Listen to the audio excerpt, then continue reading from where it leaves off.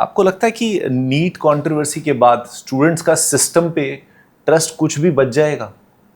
जब तक कोई बहुत बड़े चेंजेस, मॉन्यूमेंटल चेंजेस नहीं आते, और जो कि अभी तक तो नहीं आए हैं, उससे पहले आई डोंट थिंक कि बच्चों का ट्रस्ट बचेगा. But unfortunately they don't have any option. If I want to become a doctor, it's my dream, so what options do I have? I have to appear in NEET examination irrespective of what, या कौन इंसान ले रहा है ये paper, कौन मेरा शिक्षा मंत्री है, कौन नीट के चेयरपर्सन है, वो मैटर ही नहीं करता है. मुझे तो और कोई ऑप्शन है ही नहीं मेरे पास. और अगर मैं बहुत पैसे वाले घर से नहीं आता हूँ, मैं वेल टू डू फैमिली से नहीं हूँ, तो मैं तो बाहर भी नहीं जा सकता. मेरे पास तो एक ही ऑप्शन है कि अपना लक आजमा लूँ. बट यही सबसे बड़ी प्रॉब्लम है. इसके बारे में बहुत कम लोग बात करते हैं कि नीट के एस्पिरेंट कितने हैं. 22 लाख, 20 से 22 लाख एस्पिरेंट हर साल होते हैं. सीट्स कितनी है? 1,18,000 MBBS की सीट्स, और वो भी टोटल मिला के प्राइवेट एंड गवर्नमेंट कॉलेजेस, जिसमें गवर्नमेंट कॉलेजेस कितने? 50 से 55,000 सीट्स हैं. करेक्ट. टोटल कॉलेजेस हमारे देश में 813 या 814 मेडिकल कॉलेजेस हैं, और बच्चे कितने हैं? 20 से 22 लाख. जहां पे सीट्स सिर्फ 1,10,000 या 20,000 है, वहां बच्चा 22 लाख पेपर दे रहा है. आप मुझे बताएं कि वो 20 लाख बच्चे तो वैसे भी क्वालिफाई कर ही नहीं रहे, उन्हें वो सीट नहीं मिल रही है, तो वो क्या सोच के पेपर दे रहे हैं? या हम एक सिस्टम जो बना रहे हैं, किस तरह का सिस्टम हमने बनाया है? क्या ऐसा नहीं होना चाहिए था कि हमें मेडिकल कॉलेजेस के ऊपर बात करनी चाहिए? हमारे देश में, इतना बड़ा देश, इतना महान देश, हम प्राउड से बोलते हैं कि हमारी कंट्री ग्रेट कंट्री है. सो हमारे देश में किस चीज की कमी है? क्या टैलेंट की कमी है? क्या हमारे प्रोफेसर्स नहीं है जो पढ़ा सके? क्या हमारे इंफ्रास्ट्रक्चर की प्रॉब्लम है? टैक्स का प्रॉब्लम है? पैसा नहीं है? हम गरीब कंट्री नहीं है सर. तो फिर हम और कॉलेजेस क्यों नहीं बनाते? क्या ये जो 1 लाख सीट्स है, अगर ये 5 लाख होती तो क्या सिचुएशन अलग ना होती? क्या जिस लेवल पे हाइप बनता है नीट का, सर मैं बताता हूं स्टूडेंट के बीच में क्या बात होती है. स्टूडेंट को खास तौर से जो एजुकेटर्स हैं और टीचर्स हैं जो नीट की तैयारी कराते हैं, उन्होंने इस नीट की सीट को एक अचीवमेंट बना दिया है. किसी कॉलेज में एडमिशन लेना अचीवमेंट नहीं हो सकता था. आपने देश के लिए कुछ किया हो, आपने देश के लिए कोई ऐसा इन्वेंशन किया हो, कोई आपने मशीन बनाई हो, कोई रोबोट्स बनाए हो, कहीं आपने कोई ऐसा मूवमेंट चलाया हो, आपने कोई स्टार्टअप शुरू किया हो, वो पॉइंट ऑफ अचीवमेंट होना चाहिए था. किसी एक कॉलेज में सीट लेना अचीवमेंट कैसे हो गया? इसमें तो हम बच्चों को कह रहे हैं ना कि तुम नालायक हो, you are not able to make it, so you are a loser. और जिसने कर दिया, और करने वाले कितने? थोड़े से लोग.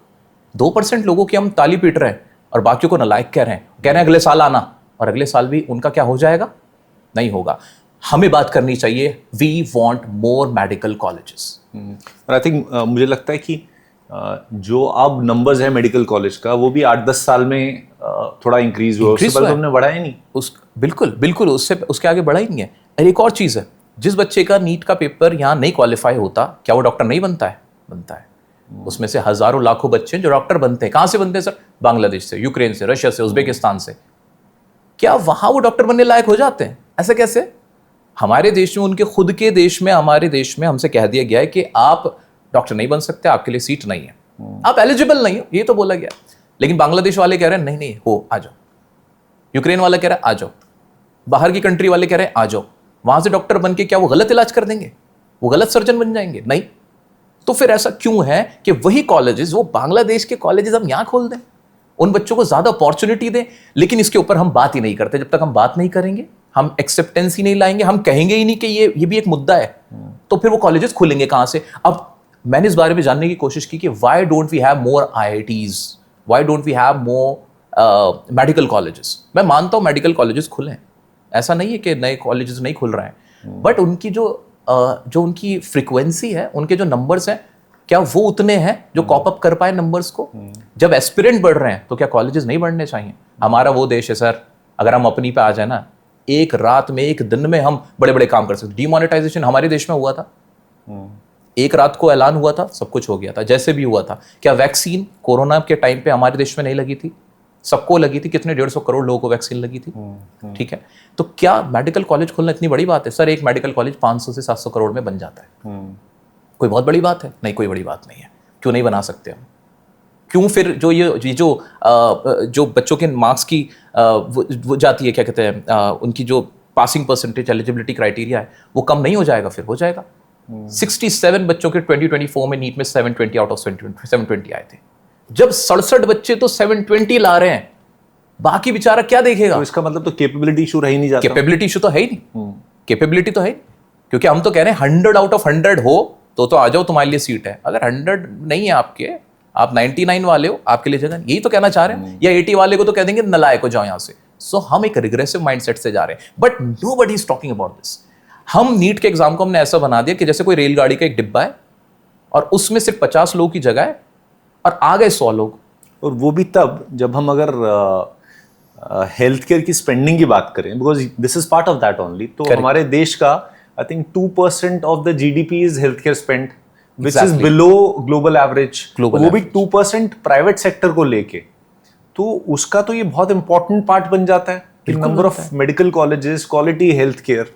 एग्जैक्टली अगर हमें अपने देश में हेल्थ केयर को इम्प्रूव करना है तो उसके लिए we need more doctors, we need more hospitals. लेकिन क्या हम उसके ऊपर स्पेंड कर रहे हैं? हम बात कर रहे हैं सारे मिलके कि पेपर लीक हो रहा है, पेपर लीक हो रहा है। पेपर लीक होना बंद हो जाएगा। पेपर लीक क्यों हो रहा है? क्यों कोई इंसान 50 लाख रुपए देके भी सप्लाई और डिमांड का, सप्लाई डिमांड का केस है। कोई देगा क्या 1 करोड़ रुपया? फिर जब आपके पास आप कहोगे सीयूटी का पेपर लीक होता है, सुना आपने? एज सच नहीं होता। सीबीएसई का कभी पेपर लीक आपने सुना? मेरी इतनी जिंदगी हो गई, मैंने खुद सीबीएसई बोर्ड का एग्जाम दिया। क्यों? क्लास 12 में और नीट के एग्जाम में कितना ही फर्क है। क्लास 12 का ही बच्चा सीबीएसई बोर्ड का पेपर देता है, वही बच्चा नीट का पेपर दे रहा है। क्यों? स्कूल में एडमिशन लेना, क्लास 12 पास करना कोई बहुत बड़ी बात नहीं है। This is for all. So why medical colleges या medical education is not for all? Higher education is for all का एक हमारा कॉन्सेप्ट होना चाहिए। ये चुनावी मुद्दा होना चाहिए, ये हम लोगों का मुद्दा होना चाहिए, लेकिन हम बनाते नहीं। और ये बनना होगा अगर हमें डेवलपमेंट करना है, ओवरऑल डेवलपमेंट करना है अपनी कंट्री का, तो ये जरूरी है।